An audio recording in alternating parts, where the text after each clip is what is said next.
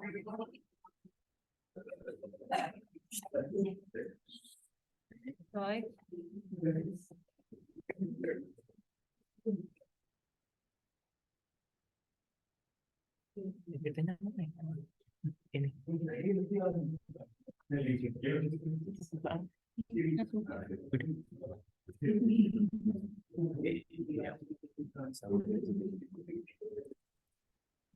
Bismillahirrahmanirrahim. Assalamualaikum warahmatullahi wabarakatuh.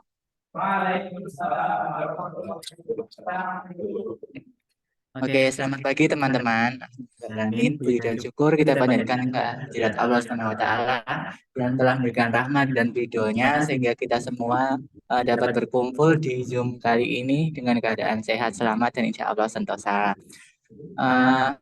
Yang terhormat Ibu dosen Yayu telah memberikan kesempatan kepada kami. Terima kasih. Kami dari kelompok 5 ingin mempresentasikan, sebelumnya kita perkenalan dahulu ya. Perkenalkan, saya Muhammad Wan Syakur dengan NIM 231530.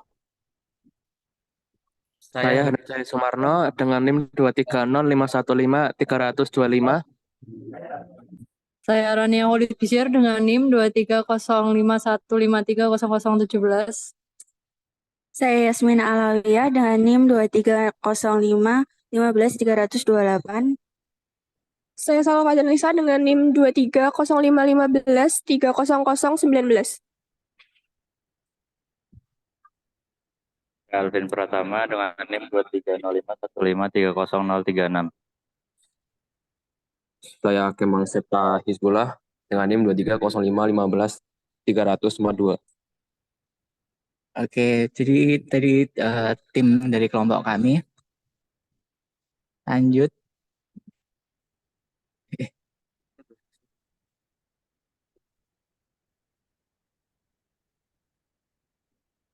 Nah, di bagian cerah ini kami akan mempresentasikan materi dari Ibu Yayu yang judulnya Wawasan Nusantara sebagai Geopolitik Indonesia dan Konsep Ketahanan Nasional. Oke, lanjut ke materi yang akan disampaikan oleh rekan saya.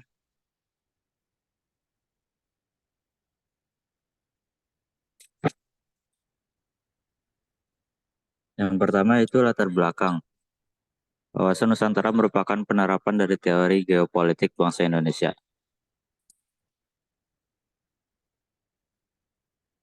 Yaitu geopolitik. Geo berasal dari kata bumi. Dan politik berasal dari bahasa Yunani yaitu politeia, yang artinya kesatuan masyarakat yang berdiri sendiri atau negara, dan teia yang berarti urusan. Dalam bahasa Inggris yaitu politics, yaitu suatu rangkaian asas atau prinsip, keadaan, cara, dan alat yang digunakan untuk mencapai cita-cita atau tujuan tertentu. Dalam bahasa Indonesia yaitu kepentingan umum warga negara suatu bangsa. Politik merupakan suatu rangkaian asas, prinsip, keadaan, jalan, cara, dan alat yang digunakan untuk mencapai tujuan tertentu yang kita kehendaki. Selanjutnya tujuan. Tujuan pertama yaitu mengetahui pengertian, hakikat, dan kedudukan wawasan Nusantara. Yang kedua, mengetahui wawasan Nusantara sebagai geopolitik Indonesia. Dan yang ketiga, mengetahui dengan wawasan Nusantara sebagai geopolitik Indonesia. Dan yang keempat, mengetahui tantangan implementasi wawasan Nusantara sebagai geopolitik Indonesia. Ya, lanjut. Pengertian wawasan Nusantara merupakan cara pandang terhadap bangsa dengan tujuan menjaga persatuan dan kesatuan yang diwujudkan dalam mengutamakan kepentingan nasional dibandingkan kepentingan pribadi, kelompok, atau golongan tertentu.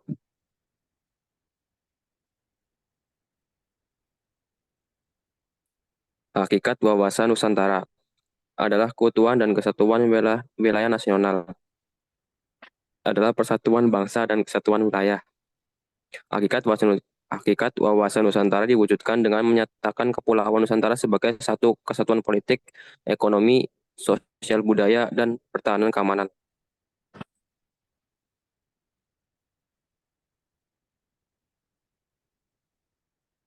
Terus selanjutnya kedudukan wawasan Nusantara. Wawasan Nusantara berkedudukan sebagai visi bangsa.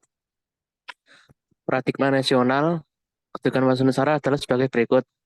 Yang pertama, Pancasila sebagai falsafah berkedudukan sebagai landasan adil. Yang kedua, UUD 1945 adalah landasan konstitusi negara berkedudukan sebagai landasan konstitusional.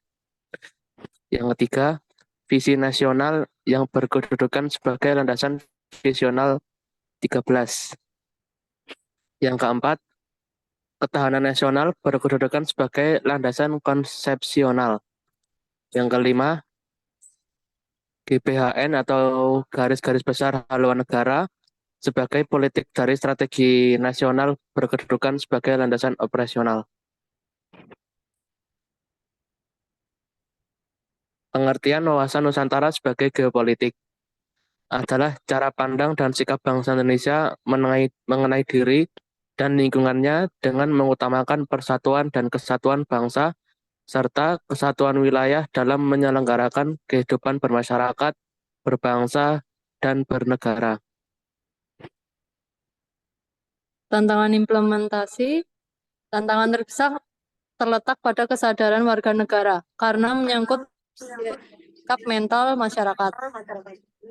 Sikap mental tersebut berkaitan dengan dua hal ini. Yang pertama ada pelaksanaan hak dan kewajiban. Yang kedua kesadaran bela negara. Ketahanan nasional. Hakikatnya adalah kondisi suatu bangsa yang menggambarkan kemampuan mengatasi segala macam ancaman, tantangan, hambatan, gangguan, dan tantangan. Ketahanan nasional adalah perihal kuat keteguhan hati, ketabahan dari kesatuan dalam memperjuangkan kepentingan nasional suatu bangsa yang telah menegara. Ketahanan berasal dari asal kata tahan, tahan menderita, tabah, kuat, dapat menguasai diri, dan tidak kenal menyerah. Ketahanan nasional adalah perihal kuat keteguhan hati, ketabahan dari kesatuan dalam memperjuangkan kepentingan nasional suatu bangsa yang telah menegara. Pengertian ketahanan nasional dalam bahasa Inggris yang mendekati pengertian aslinya adalah national resilience, yang mengandung pengertian dinamis daripada istilah resistance atau endurance. 3 wajah ketahanan nasional.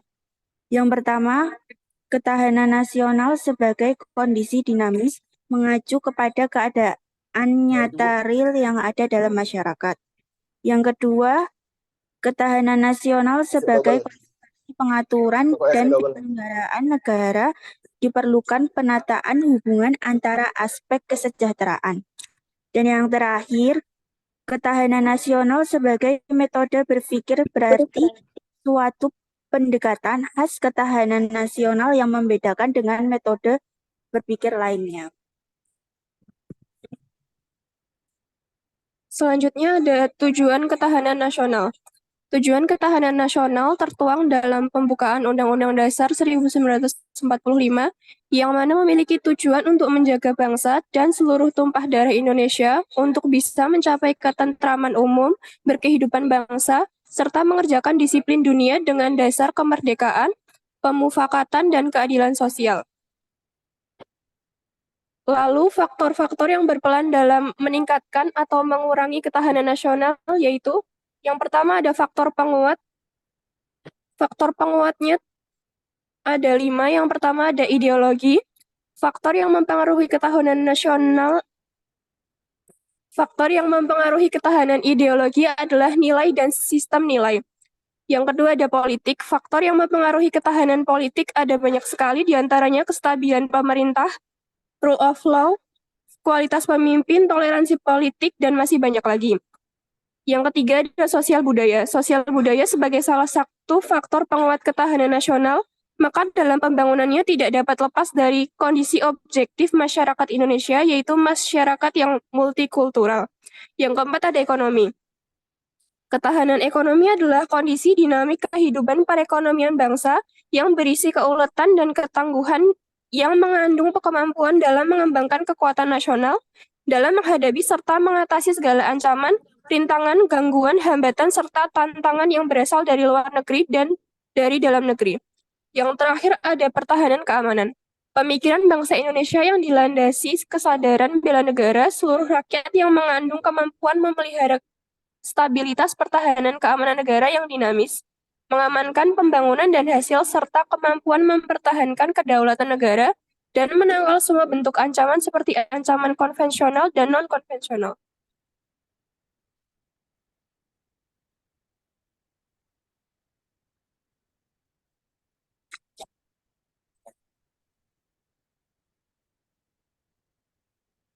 Lalu ada faktor yang mengurangi ketahanan nasional suatu negara. Nah, itu ada beberapa ya. Yang pertama itu ada ketidakstabilan politik. Itu disebabkan oleh konflik politik dalam negeri atau dan ketidakstabilan pemerintah.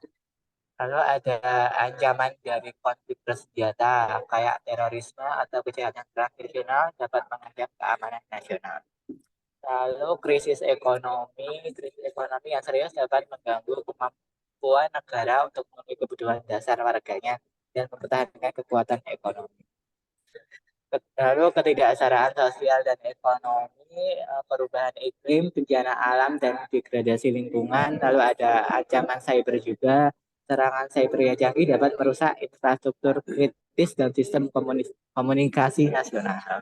Lalu ada juga ancaman kesehatan global. Contohnya itu kayak pandemi COVID-19 kemarin. Itu dapat mengancam ketahanan nasional jika tidak dikelola dengan baik. Lalu ketergantungan eksternal. Lalu juga ada korupsi dan ketidaktaatan hukum. Ketidaktaatan hukum. Lalu ada kelemahan dalam lembaga-lembaga pemerintah, militer atau keamanan.